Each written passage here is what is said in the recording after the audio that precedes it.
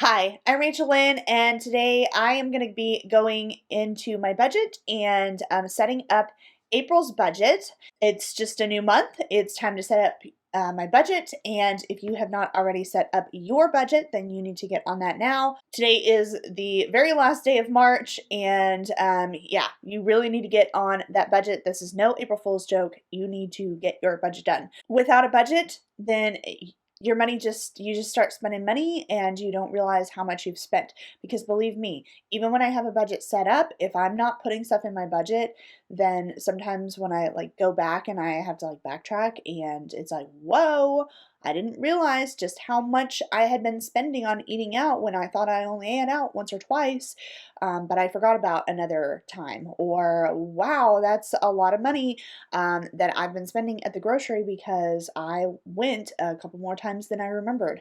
And it's easy to forget at the end of the month. I mean, sometimes the month seems like it goes by so quickly, but you did stuff several weeks ago that you probably don't remember. So do your budget, and then also don't just do your budget and set it and forget it, but do your budget and keep it updated, because that's how you miss things. You got to stick to it. I know it can be hard sometimes waiting to spend any more money in a certain category, but most of the time you can wait. And if you set your budget and actually live by it, then you find, okay, I can wait 3 more days until the next month before I actually get this thing. And sometimes you find out that you really don't even need that thing to begin with. So anyway, I'm going to get off my soapbox here. We're going to get into my April budget and go over what spending I plan on doing, and just kind of go from there. All right, we are in my April budget. I have all of my categories cleaned out and ready to go, which you can see right here. And now we're going to go through each one of these categories here and just make sure that they are the amounts that I want them, and make sure that I don't need to make any adjustments. First of all, church, $150 a month is what I give. I'm not going to change that. I normally up it around this time of year, but I'm not going to do that because of the added expenses that I have in my house, and all of that. And it's already a very, very tight budget. I've actually considered about lowering this amount, but I don't think that would be right. I don't know. I can't do that right now. It's like I want to, but really, I should be giving more, so I'm not going to lower it. Savings, that's just in case if I pulled money from savings and I need to put something back. My mortgage is $878.84. That should not change. My Nelnet undergrad, that is $77.58. That also should not change. Oh wait, before I go any further, let me explain what's going on here in each one of these rows. So this right here is my general budget. This is the amount of everything generally that I would need to spend from month to month. I actually came in and adjusted all of this in, I think, March, maybe February or March. I'm not sure when I did this, but I adjusted everything because I have several bills that are due in different months. And so I just kind of, it was hard to keep track. So what I did is I readjusted my general budget, and it's kind of like, what if I have to pay every single bill every single month?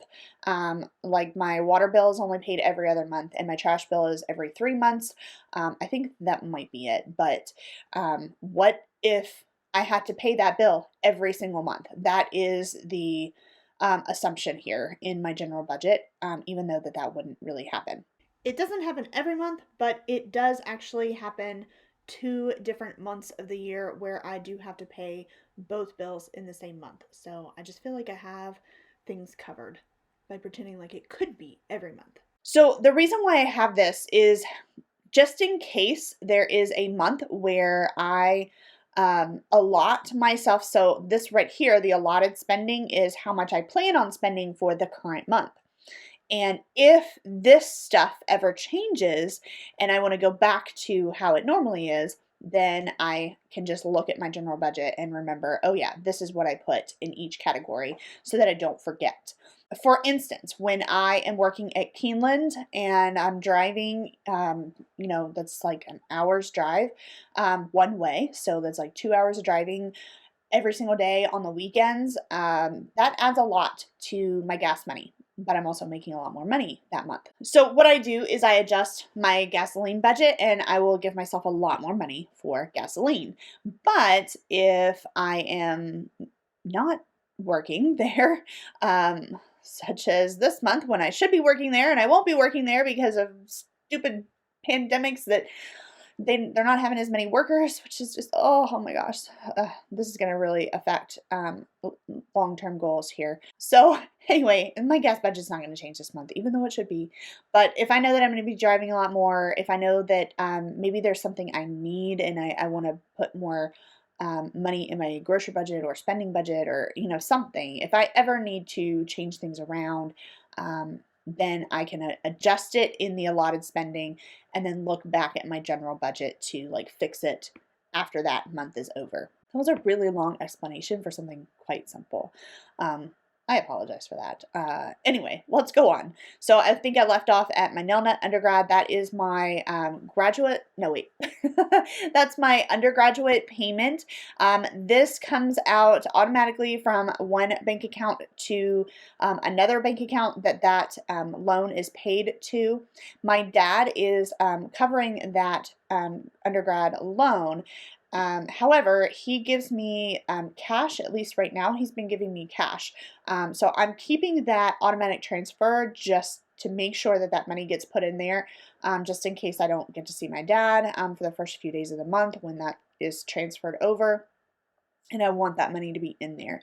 I do have a little bit of a buffer in there just in case, like another payment, just in case they ever take too much or the money doesn't get in there in time or something. So that just continues to go in there, and I'm fine with that. Sometimes it's money that like if I owe my dad money for something, like because he usually pays like my car tags and my union dues for working at Churchill Downs and Keeneland, and like he'll pay that stuff for me, and so like that money going in there kind of like makes up for it, because normally he just says put it towards your student loan. So anyway, I do all that like outside of the budget. This is just automatic. It comes in and out, and yeah, anyway. So that's another long explanation for something that's fairly complicated, actually. Let's keep going. My graduate loan payment, this I am fully covering. However, thanks to the CARES Act, there is that actually is not being paid, but I still have an automatic transfer from my bank account into another bank account. It's a whole separate bank account that loan gets paid from. And that transfer is still going, so I can just like take the lump sum and then like apply it towards my student loan. Okay, moving on down to my extra payment on debts. I'm gonna take this out, although it might end up being the same amount. So this is kind of like whatever I have left over in the budget, like this will go towards debt. However, the extra payment on debts right now is not extra payment on debt. It is actually extra payment to household updates. It's not really an extra payment. It's going into my house sinking fund for updates around the house. So that's kind of where that money is going right now, because I am saving for new windows. I would like new, more energy efficient windows. These are much older windows that are cold and windy, and so I'm saving for new windows. However, I've also been spending a lot from that budget lately, trying to do some other updates like organizing my pantry and painting my living room. So those are some videos that will be coming out later this month. So and then when you see my March recap video, you'll see like I've spent a little bit of money from this category. I guess it's not really this category, it's more like from my sinking funds. But anyway, that's where all of this money is actually going. It's not just going to extra debt. It's actually going to house updates for right now. And if you would like a better explanation as to why it's not going to extra debt and it's going to these other things, then I will link a video down below. It is my 2021 goals for like my money goals for this year, and how I have a whole new debt repayment plan now that I have a house. So I will link that down below. All right, next up is sinking funds. So that's just money that goes into each one of my sinking funds, and they are distributed. So I have 250 total that goes into my sinking funds. I just have one big account for sinking funds that gets distributed between a lot of different things. I have plenty of sinking fund videos on what all is entailed in that, and then I usually go over my sinking funds and what I spent and stuff in my budget recap, so you'll have to check out that video, which I plan to post on Friday. My subscriptions, this includes, which I think this is something I added recently, so these right here are stand for what everything is. So that includes Netflix, Apple Storage, HP Instant Ink, and Amazon Prime. So that's what all that is. That comes to $29.45 a month that I spend on subscriptions. Next up is electricity and gas for my house. I went just a tiny little bit over budget in March, and I think I have the heat running a lot more than I will even in April. So hopefully I can keep this around $100 again in the month of April. So I'm going to leave this budget as is. My water bill. So I put these numbers here to remind me which months I pay the water bill. So I pay the water bill in January, March, and then in May, July, September, and November. So that's what that is. 1, 3, 5, 7, 9, 11. That way I know when it needs to be paid. So for the month of April, I do not pay the water bill. So I pay $0 for water this month. My internet, that is every month, that is $54.99. Then my trash bill, that is paid in March. Let's see, April, May, June, July. Wait, what are the months? June, July, August, September, October, and December. Okay, so I do not have a trash bill in the month of April either. So that can go to $0. Then my Verizon bill is usually right around $54. Give or take some change. My gasoline, $50 has been serving me very well. I live very close to where I work. My dad lives very close as well. I don't do a whole lot of extra driving, and even in the month of March, I did do some extra driving, going to different stores and stuff, and so I was still able to keep my gas down and only spend $50. And like I said earlier, I'm not working at Keeneland, so I'm not going to be raising that. So I'm very upset about it. Anyway, they're only having a few workers. It's all based on seniority, and I don't reach that threshold. I could work on Wednesdays. They said that I could work on Wednesdays, but I have to teach. Can't work on Wednesdays.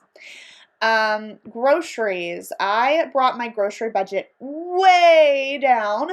I had a grocery budget challenge of $10 a week, so that's why it was at $50, and I am surprised at how well I did, actually.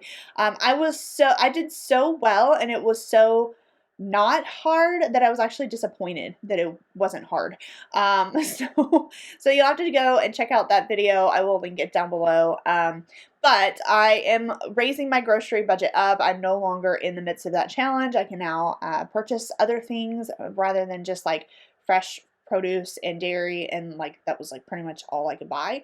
Now I can buy anything from the store, but I have $20 a week for groceries. But I am allowing $100 every month, because if I have a 5-week month, then that would be $100.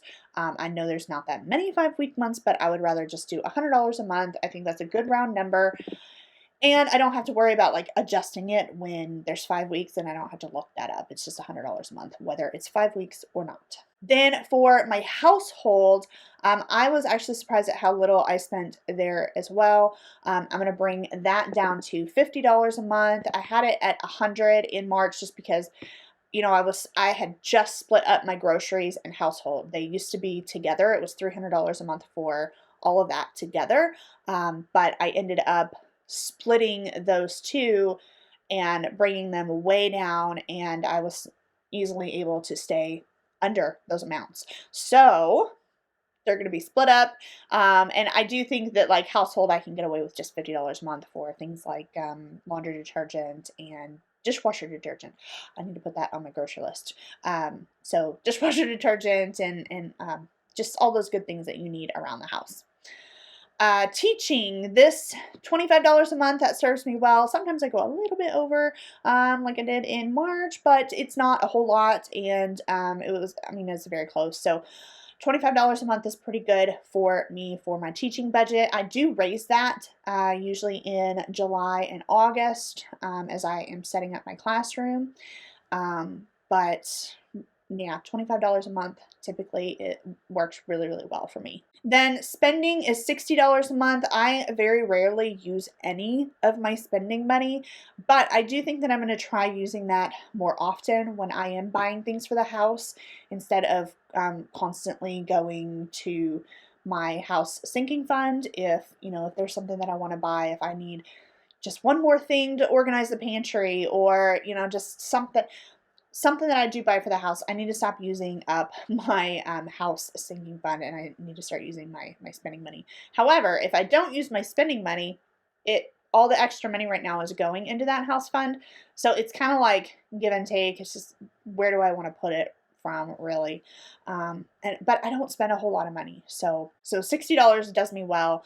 Honestly, I probably could use $60 in restaurants and $40 in spending, and like reverse these, and it would be better for me because I do eat out sometimes a little bit more than I should. But I have been eating out more with my great aunt, and that's been coming from family time. So anyway, that is everything now, because we're spending in restaurants, that's going to stay the same. That's everything right now, but if you look down here, I actually have $219.30 left over in the budget. So all of that is what's going to go here to my extra, it says extra payment on debt, but really it's my house sinking fund. So now I'm going to come back down here, and I have $0 left over. I have spent my general budgeted income. This is what I know that I will get. My 2 salaried paychecks that I get a month come to $2,211.68, and in my allotted category spending, that is what I have spent. So I have $0 left over to budget. So this is my budget setup for April. I think that's pretty much it. So April is a very typical month for me. There's not anything super unusual about it.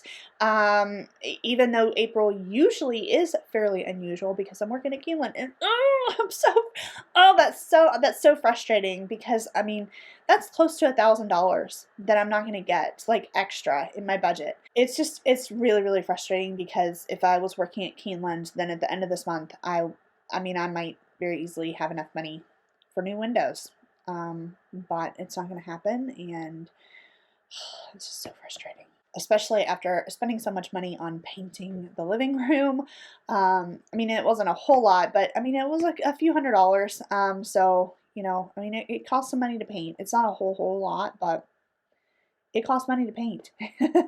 And so that it's just really frustrating to not be able to work, because I really thought that things were clearing up, and with all the vaccines and the positivity rate going down, I just thought that I would be able to work, and I'm not going to. So I'm very disappointed about that. Hopefully by October, I'll be able to work and make some extra money like I normally do.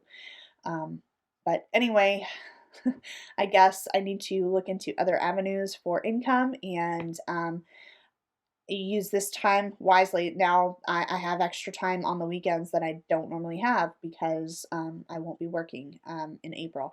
It doesn't seem like I have extra time, because it's just like every other month when I don't work, but I'm usually really, really busy on the weekends. So I think I'm going to work really, really hard with my own personal business here and try to open up some other avenues of income and see what I can do as far as that. And I really need that money. I really depend on that money. So anyway, April is set up. April is ready to go. I'm very thankful that I have 2 bills that I don't have to pay in the month, so that helps me put a lot of extra money towards my windows. And yeah, so that's my goal right now. I want to get those windows because I mean I'm just sitting here and like I'm a little cold because these windows let in air, and I'm worried about it being too hot in the summer too. So anyway, I'm just rambling at this point. So I'm gonna say goodbye and thank you so much for watching, and I will see you in the next one. Bye.